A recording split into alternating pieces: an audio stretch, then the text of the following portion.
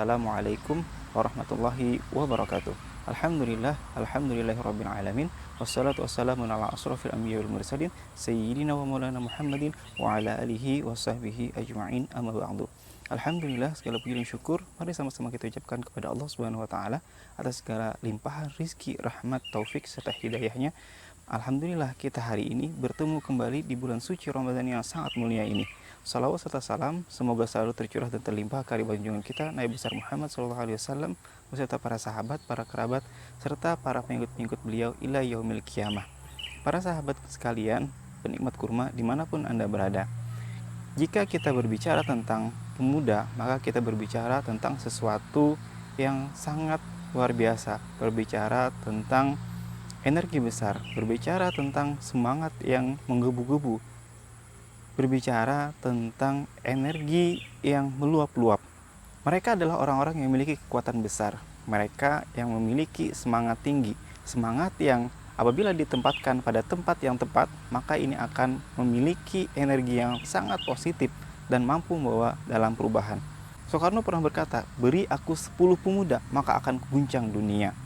Ini menunjukkan bahwa luar biasanya peran pemuda dalam perubahan Indonesia dari masa penjajahan sampai kepada mereka meraih kemerdekaan.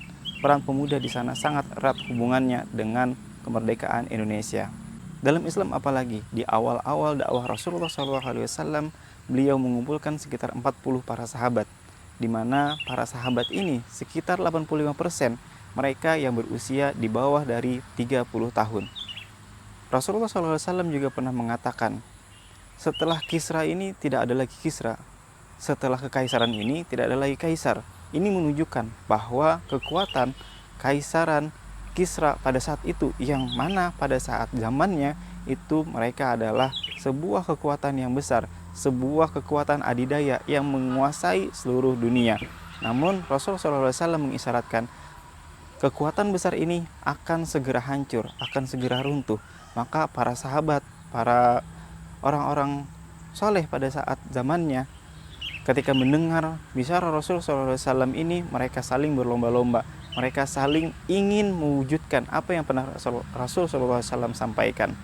Hingga akhirnya kekuasaan Romawi dan Persia yang berdiri kokoh itu mampu ditaklukkan oleh para sahabat, para kaum muslimin. Namun siapa yang menyangka kekaisaran Romawi pada saat itu diruntuhkan oleh seorang panglima yang baru berusia tepat 21 tahun, Muhammad Al-Fatih namanya. Tidak ada yang pernah menyangka ketika seorang pemuda muslim yang mana bicara Rasulullah SAW tertancap pada dadanya, maka keseriusan, ketekunan, dan berpasrah diri kepada Allah Subhanahu wa taala menjadi kekuatan yang sangat luar biasa, membawa peradaban Islam kepada sebuah perubahan besar. Ia membuktikan kepada dunia bahwa sebuah hal yang dianggap mustahil apabila diiringi dengan keseriusan, ketekunan, dan keimanan kepada Allah Subhanahu wa taala, hal itu mungkin dan bisa terjadi. Namun sahabat sekalian yang dirahmati Allah, ketika kita melihat realita dan kondisi sekarang, maka kita dihadapkan pada realita yang sungguh berbalik.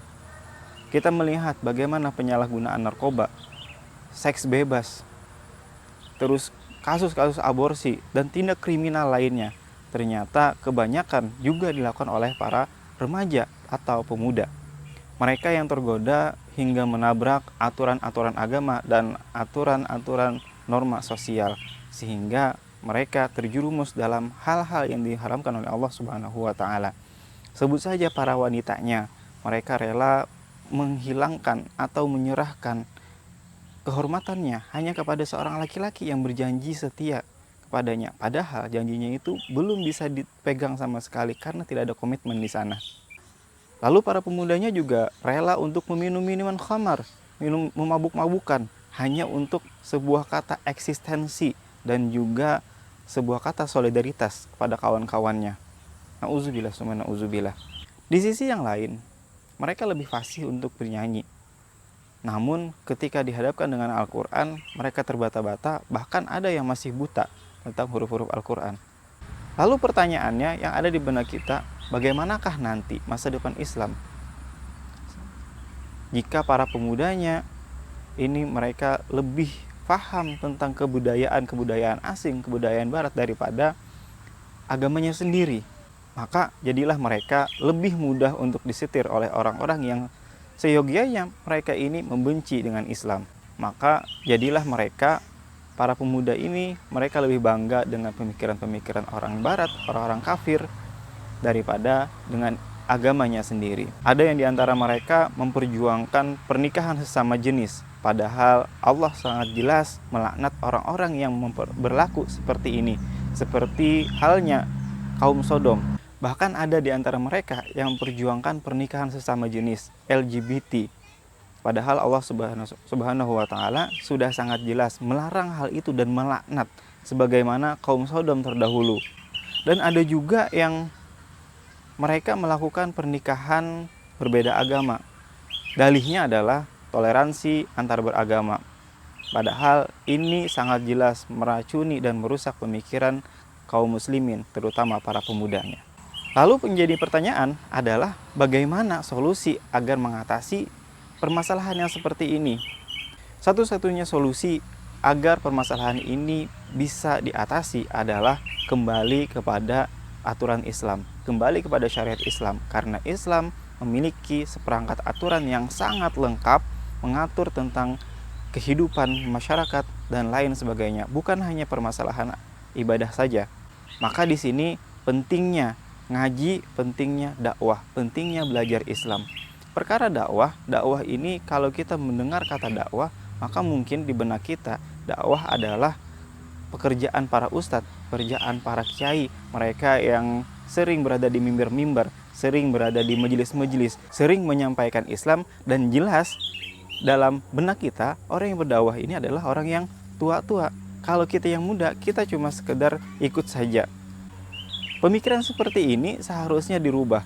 Kita yang muda, kita yang memiliki semangat besar, kita yang memiliki energi, maka kita yang harus juga ikut mengambil peran dalam mengubah masyarakat menjadi lebih baik. Maka di situ pentingnya kita ngaji dan kita mendakwakan Islam. Kita ngaji di sini nggak perlu nunggu nanti, nggak perlu nunggu tua. Yuk kita ngaji dari sekarang, kita mempelajari Islam agar Islam ini bisa kembali berjaya, agar Islam ini terlepas dari permasalahan-permasalahan yang seperti tadi, maka Islam kembali menjadi memimpin dunia dan mensejahterakan dunia. Maka yuk mari sama-sama kita mengaji, mari sama-sama kita belajar Islam di bulan suci yang mulia ini. Mari sama-sama kita meningkatkan ilmu, meningkatkan iman kepada Allah Subhanahu wa Ta'ala agar Islam kembali pada kejayaannya. Demikian, wassalamualaikum warahmatullahi wabarakatuh.